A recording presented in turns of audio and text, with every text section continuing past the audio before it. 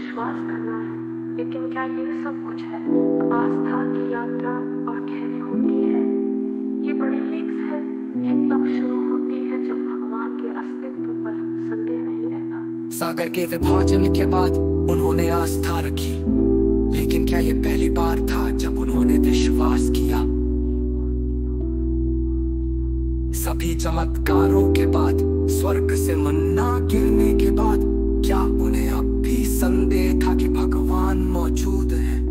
फिर भी डर के सामने, दिग्गजों के सामने मूसा ने कहा, इसमें तुम्हारे पास आस्था नहीं थी।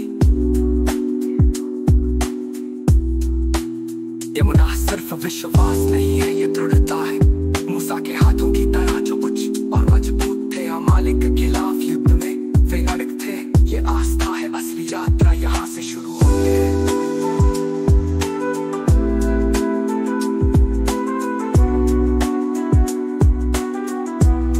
रेगिस्तान में डर के सामने उन्होंने उस भगवान पर भरोसा नहीं किया जिसने उन्हें उठाया, जैसे एक पिता अपने बच्चे को उठाता है।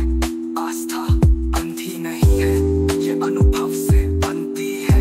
लेकिन उन्होंने पीछे हटने का फैसला किया, उन्होंने उनके प्यार पर संदेह किया। महारा की इमुना पर शिक्षा, पहला ये जानना कि भगवान परवाह करते हैं, वो हमारी पीड़ा देखते हैं।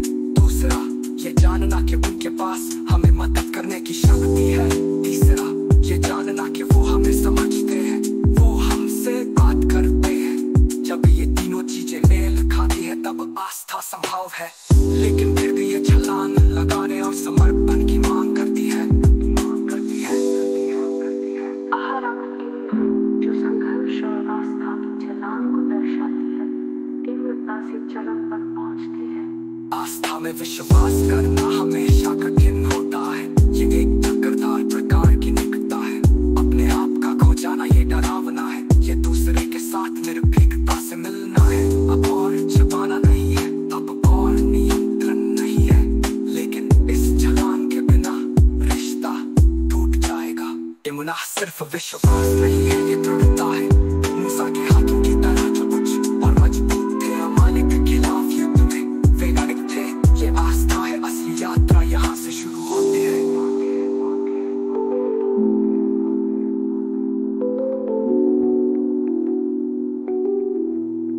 जब आस्था कमजोर होती है, जब विश्वास टूटता है, हम बहाने ढूंढते हैं, खुद को और दूसरों को झूठ बोलते हैं। भगवान हमसे नफरत करते हैं, उन्होंने रेगिस्तान में कहा। ये उनका डर का सामना करने का एकमात्र तरीका था। लेकिन ऐसा करके उन्होंने प्रेम के स्तंभ तोड़ दिया। हमारे भगवान के साथ और अपने प्रियजनों के साथ हमारे संबंधों में आस्था की चुनौती का सामना करें। ये एक सर्वोच्च परीक्षा है, एक यात्रा जिसे हमें असफल नहीं करना चाहिए, क्योंकि पुरस्कार सबसे गहन प्रकार की निकटता है जिसका अनुभव हम कर सकते हैं। इमनादा की अर्थ है